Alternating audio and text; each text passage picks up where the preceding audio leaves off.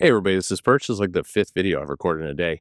I'm more and more this channel. What I find happening is that I'll record about somewhere between 6 and 8 videos in a day while I'm traveling, and it's usually I'm making the trip to the airport, or I'm heading between Dallas and Fort Worth or something like that.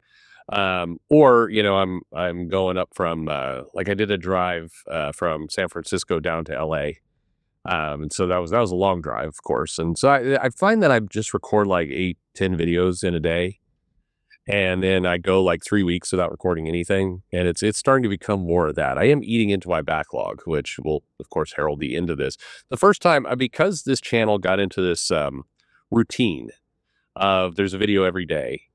If I ever get to a place where there's not a video for the day, I think that's the end. Like I'm not going to skip a day and then like come back the next day. It's just gonna be like, well, I don't have anything for today and there's no time to record anything. So I guess we're done here. I do have, I think, as I mentioned before, a handful of videos up that are intended and designed to be the last ones. Those will be kind of funny because I think at least one of them is like, how about this Biden administration COVID, huh? So, it'll be a fun time capsule for things, but it is what it is.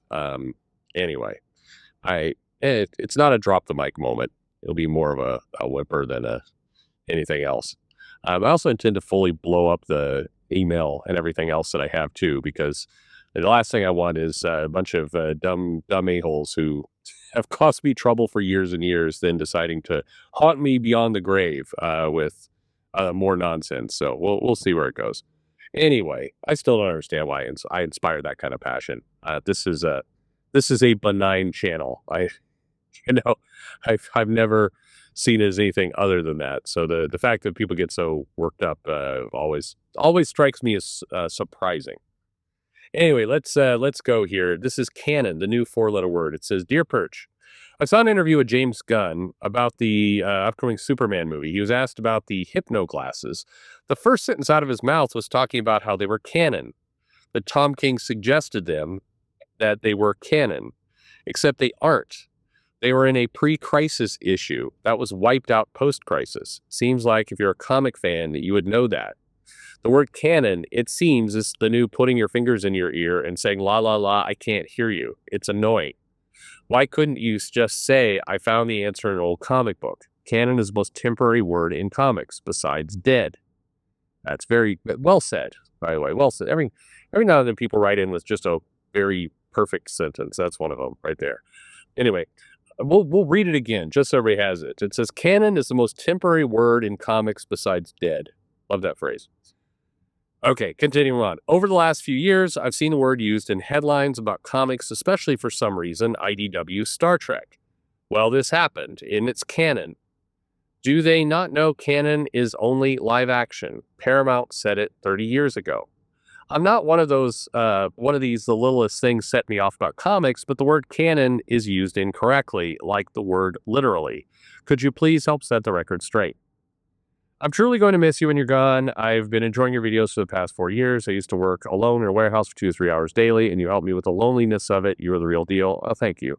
As someone who is ex-military, I really respect and appreciate it, and you, best to your family, and thank you. That's very nice of you, and thank you for your service and everything that you've done, and I hope my boring voice helped pass the time. I think that's a lot of the people who listen to this show. It's like they're alone, they're bored, there's not much going on, and Perch. That's the answer. Um, that's really all I wanted. I just wanted to have conversations with people.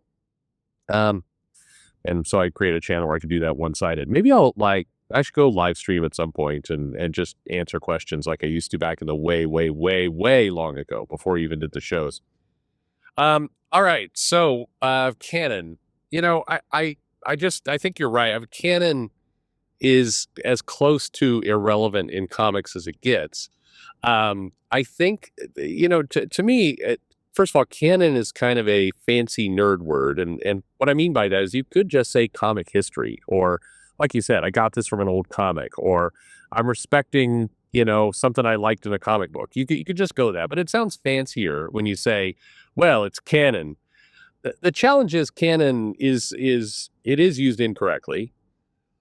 It doesn't apply to everything it thinks it does, and of late, writers have used canon to try and slip in weird little things that they get a point at and say, well, yeah, uh, Bobby's father molested him. It's canon. I wrote a hint about it in a thought bubble on panel 63 of a anthology, and there was a hint that if you read it one way, it might. I mean, what was the deal with Connor Kent Superboy? Like he changed his hair to pink or something, and it's like it's canon. He's trans now, and it's like what the hell are you talking about?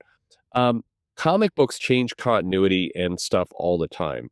One thing that does irritate me about comic books is I do think that when editors kind of ignore parts of the history and then they don't, address it or relate to it, like, I do think somewhere in Iceman, I mean, you'd go a long way to old X-Men fans if you'd address Opal and have the two of them connect up. I mean, even if it was a dumb story, have Bobby and Opal meet up for coffee, and Opal's like, it always felt like our relationship wasn't as connected as it didn't.